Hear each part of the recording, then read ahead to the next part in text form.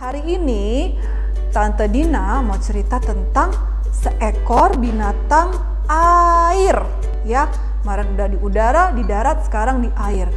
Nah, satu hal lagi, binatang ini ciri-cirinya ya sangat besar ya. Nah, adik-adik pasti udah bisa nebak ya. Binatang apa itu ya? 1, 2, 3. Nah, ini dia binatang yang sangat besar ya. Jadi binatang ini, tahu nggak adik-adik, di dalam perut dia ada seorang manusia yang dia telan hidup-hidup. Sudah berenang selama 3 hari 3 malam. Lalu Tuhan menyuruh ikan yang besar ini ya untuk memuntahkan manusia itu ke daratan yang kering. Sama-sama hitung ya adik-adik, kita mau suruh ikan ini untuk muntahin manusia itu ya. Hitung ya. 1, 2, 3. Nah, ini dia orangnya yang sudah bisa keluar. Wah, pasti dia merasa lega, bisa menghirup udara yang segar. Tahukah adik-adik siapa nama dari orang ini? Iya, betul, dia adalah Nabi Yunus. Betul? Betul Tante Dina. Oh, benar namanya Nabi Yunus. Nah, gimana ceritanya ya? Kok Nabi Yunus bisa ada di dalam perut ikan? Nah, Tante Dina mau cerita ya. Meskipun adik-adik udah pada tahu sih ya, karena sering diceritain kan sama guru sekolah minggu atau papa mama. Tapi nggak apa-apa, Tante Dina masih tetap mau ceritain karena ada satu pesan di sini ya.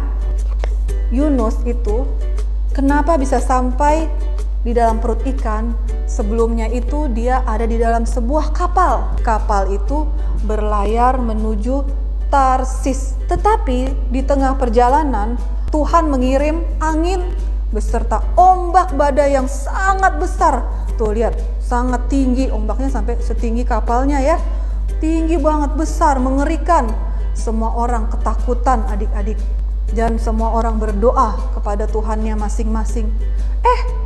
Si Yunus ini ya adik-adik, dia malah tidur di dalam dasar kapal. Lalu kapten kapal bangunin, bangun. Tahu nggak kamu, kita ini udah mau mati. Kamu juga berdoa dong sama Tuhanmu. Semua orang pada panik ya adik-adik. Nah, lalu mereka memutuskan, kapten kapal ini nahkodanya bilang, ayo kita buang undi untuk tahu siapa biang kerok dari bencana ini. Ya, ternyata setelah dibuang undi berkali-kali, yang keluar adalah si Yunus. Ya, ini bukan undian berhadiah mobil atau motor, tapi ini undian siapa yang harus bertanggung jawab atas bencana ini. Akhirnya dia mengakui, ini semua salah aku. Yunus, dia bilang, kalau mau badai ini reda, buanglah aku ke ke laut. Akhirnya dengan berat hati orang-orang di dalam kapal membuang Yunus ke dalam laut. Biur, masuk dia tenggelam. Untungnya Tuhan menyiapkan ikan yang besar. Langsunglah dia masuk ke dalam perut ikan. Setelah masuk di dalam perut ikan, badainya langsung reda. Nggak ada lagi badai, tenang, lautnya sangat damai. Lalu orang-orang memuji Tuhan, luar biasa. Memang Tuhannya Nabi Yunus ini hidup ya, sama seperti Tuhannya adik-adik dan Tuhannya Tante Dina.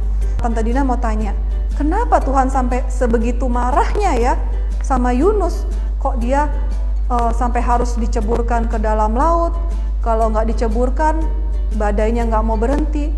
Ternyata adik-adik, si Yunus ini salah naik kapal. Nih, harusnya dia naik kapal ke sini nih, ke Niniwe ya. Tapi dia malah ke Tarsis ya. Beda jurusan, satu ke barat, satu ke timur. Nah, kenapa dia bisa sampai salah? Apakah dia nggak bisa baca? Kan sini jelas tulisannya ya, Niniwe. Adik-adik bisa baca kan ya? Ya, kenapa kamu bisa salah? Aku sengaja. Jadi ternyata bukan karena dia nggak bisa baca ya adik-adik, tapi dia sengaja. Dia memilih pergi ke Tarsis. Ya, kenapa dia mau pergi ke Tarsis adik-adik? Ternyata dia mau kabur. Kabur dari siapa? Kabur dari perintah Tuhan. Ya, kenapa? Emang Tuhan nyuruh apa sih sampai dia harus kabur? Tuhan suruh Yunus pergi ke bangsa Niniwe untuk berkhotbah. Karena bangsa Niniwe itu terkenal jahat sekali. Dan Tuhan itu baik ya adik-adik. Wah, luar biasa. Meskipun orang itu jahat, tapi Tuhan masih kasih peringatan lewat orang-orang hamba Tuhan, siapapun, mungkin lewat papa mama, lewat guru-guru, memperingatkan supaya kita bertobat. Sama seperti Yunus dipakai Tuhan untuk memperingatkan bangsa Niniwe. Nah, terus kenapa dia nggak mau pergi ke Niniwe? Kenapa? Karena aku takut sekali. Aku takut dibunuh sama orang Niniwe.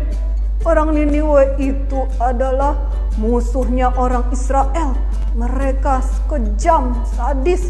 Oh, jadi kamu takut? Iya, aku takut sekali. Tetapi di atas semuanya itu ada yang membuat aku lebih nggak mau lagi ke sana. Apa ya adik-adik yang membuat Yunus nggak mau pergi ke sana? Ternyata aku tahu Tuhan itu baik sekali, panjang sabar dan tidak cepat marah. Dia mengampuni orang berdosa yang bertobat. Jadi aku nggak mau, aku benci banget sama orang Niniwe. Aku nggak mau mereka diampuni. Oh, ternyata alasannya itu adik-adik. Singkat cerita ya, setelah Yunus keluar dari perut ikan, dia disuruh lagi sama Tuhan untuk tetap pergi ke Niniwe, menjalankan misinya, tugasnya. Dan orang Niniwe setelah diperingatkan Yunus berpuasa mulai dari raja sampai rakyat jelata. Dan Tuhan tidak jadi menghukum mereka. Itu yang bikin aku kesel. Nah adik-adik, jangan ya seperti Nabi Yunus. Ingat adik-adik, sejahat-jahatnya orang, kalau Tuhan sudah mengampuni, Tuhan kasih kesempatan kedua, kita pun harus belajar mengampuni. Seperti ayat emas buat adik-adik pagi ini ya. Matius 5 ayat 44. Kasihilah musuhmu dan berdoalah bagi mereka yang menganiaya kamu. Sekarang Tante Dina mau tanya nih, apakah adik-adik ada di dalam hatinya seseorang, entah itu teman, entah itu papa atau mama, entah itu guru atau mbak atau siapapun di rumah yang membuat hati adik-adik kesel sama seperti Yunus itu. Kesel banget sampai susah melihat pengampunan Tuhan. Ingat, Yunus ini bukannya dia tidak mau taat, tapi ada satu hal yang belum dia bereskan, yaitu kebenciannya terhadap orang lain. Nah adik-adik, Tante Dina mau ajak adik-adik untuk berdoa. Kalau adik-adik sulit mengampuni, mau ajak berdoa untuk mengampuni siapapun yang adik-adik sedang kesel. Ya, adik-adik boleh ulangi doa Tante Dina, nanti datanya doanya agak lambat supaya adik-adik bisa mengampuni ya. Mari kita berdoa, lipat tangan, tutup mata, tenang ya. Kita berdoa ya. Tuhan Yesus yang baik, terima kasih kami boleh mendengar cerita tentang Nabi Yunus.